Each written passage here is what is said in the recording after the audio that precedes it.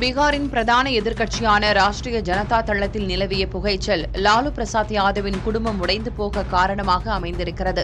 லாலுவின் மூத்த மகன் தேஜ் பிரதாப் யாதவ் ஏற்கனவே கட்சியிலிருந்து வெளியேற்றப்பட்ட நிலையில் இப்போது ரோஹிணி ஆச்சாரியா அரசியலிலிருந்தும் குடும்பத்திலிருந்தும் விலகுவதாக அறிவித்துள்ளார்.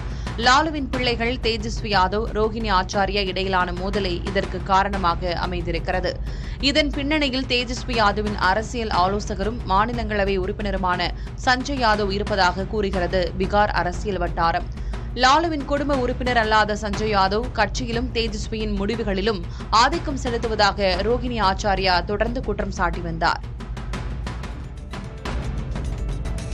அரசியலை விட்டும் குடும்பத்தை விட்டும் விலகுவதாக அறிவித்த ரோஹிணி ஆச்சாரியா தனது சமூக வலைப்பக்கத்தில் குறிப்பிட்டிருந்த சஞ்சய் யாதவ், ரமேஷ் ஆகியோர் இப்போது பீகாரின் பேசுபொருளாகியுள்ளனர்.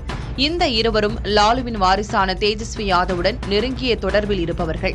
ஹரியானாவின் மகேந்திரகரை பூர்வீகமாக கொண்ட சஞ்சய் யாதவ் தேஜஸ்வி கிரிக்கெட் விளையாடிய காலத்தில் இருந்தே நட்பில் இருப்பவர். 2012இல் ஆர்ஜேடியில் இணைந்த இவர் தேஜஸ்வியின் மிக முக்கிய அரசியல் முடிவுகளுக்கான சூத்திரதாரியாக திகழ்பவர். கட்சியின் சாணக்கியர் என்றும் குறிப்பிடப்படும் சஞ்சய் தேர்தல் வியூகங்கள், சமூக ஊடக செயல்பாடுகளுக்கு மூளையாக செயல்படுபவர். ரமேஷ் என்ற மற்றொருவர் தேஜஸ்வியின் நெடுங்கால நண்பர். உத்தரப்பிரதேசத்தைச் சேர்ந்த ரமேஷ் சஞ்சயின் வழிகாட்டுதலின் கீழ் தேஜஸ்வியின் பரப்புரைகள் மற்றும் அன்றாட பணிகளை மேற்பார்வையிடுகிறார். பீகார் அரசியலில் பிரசாந்த் கிஷோர் குறித்து பெரும் எதிர்பார்ப்பை ஏற்படுத்தியிருந்த கேள்விக்கு பதில் கிடைத்துள்ளது. அம்மாநில முதல்வர் நிதிஷ்குமாரின் ஐக்கிய ஜனதா தள கட்சி 25 இடங்களுக்கு மேல் வென்றுவிட்டால் அரசியலை விட்டே விலகுவதாக ஜன்சுராஜ் கட்சி நிறுவனரும் தேர்தல் வியூக வித்தகருமான பிரசாந்த் கிஷோர் சூளுரைத்திருந்தார்.